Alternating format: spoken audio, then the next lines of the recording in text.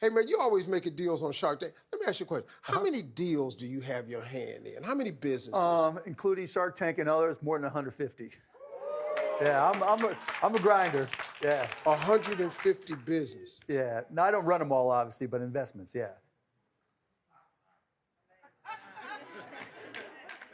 Okay, yeah. Think you got to do a little bit more? Yeah, just sort of throwing that out. That's amazing, man. One of the products on Shark Tank was Twisted Up Cone. Yeah. No. This right here. Yep. Did y'all see this? No, it's not a tennis racket. You know? No. It's a cone. It's a Twisted Up cone. Yeah. Why were you drawn to invest in this cone? Because I'd show you how it worked, but... The founder, Noah, is a great entrepreneur, smart, driven, but he was a grinder.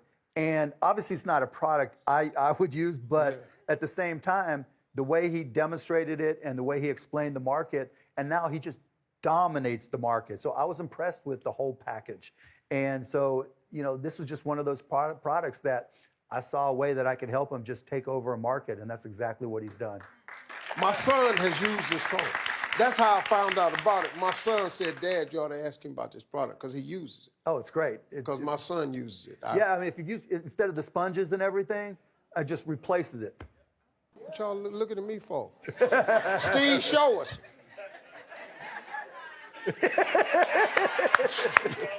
I ain't got nothing for you. If you're a person, let's say somebody out here that's got a dream, a vision, they trying to really put it together. If you could tell yourself in the beginning of what you need to do in the very beginning to make it work, what do you say to a person like that? It's not going to be easy. It's not the way you ever expect it to be, and you're going to fail.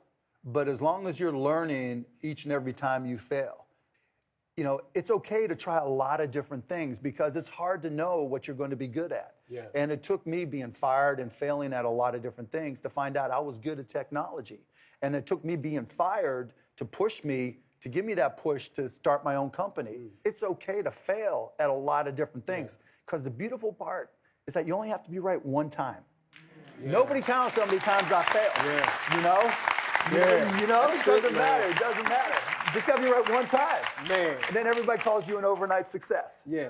I try to say to people, man, so many people have great ideas, but they get stuck on where they at right now. Yeah. And they keep focusing on the now, when the now, if you just wake up tomorrow, now is over. Yeah. If you just wake up tomorrow, man, that now moment you're having is a part of the past. You got to keep waking up. You got to keep the faith, man. You got to keep grinding. You got to keep on learning, right? Yeah. You got, and that's the thing. Like, no matter where you are, if you learn something new every day, right, that creates an opportunity. I remember I would drive around looking at the big houses and just get motivated, right? And in my car that had a hole in the floorboard, and I would go into bookstores, not buy books, right? But I would sit in bookstores and look, all it took is one idea. And I would just tell myself, just get that one idea, just get that one thing that I can learn.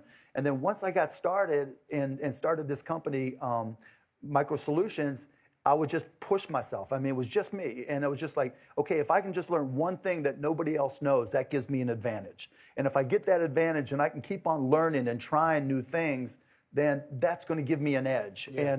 And that's what I did. And I realized that I could sell too, right? Like you can sell, I can sell, right?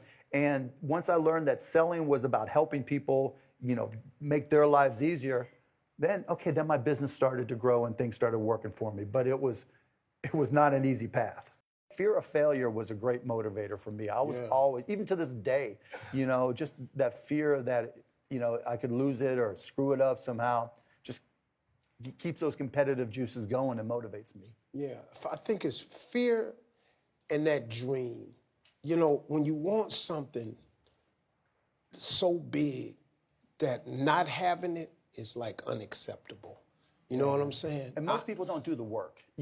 Everybody's got those dreams. I mean, it doesn't matter who you are or where you come from. We all have those dreams, right? Mm-hmm. We all get that feeling in our stomach where I know. Yeah. But then life hits us in the face, right? And when you get hit, it's like, all right, tomorrow. Yeah. Tomorrow. And that's the difference between people who get there and people who don't. Yeah, man. I always tell people, there's just this little line that's right in front of each and every one of us. Some of us step over and say, okay, I'm going to learn what I need to do, and I'm going to put in the time. And, that time might be from 2 in the morning to 4 in the morning. That time might be working a job at night so you can go to school in the day, that whatever it is. But most people don't do that. They just say, this is what, okay, I'll do it tomorrow.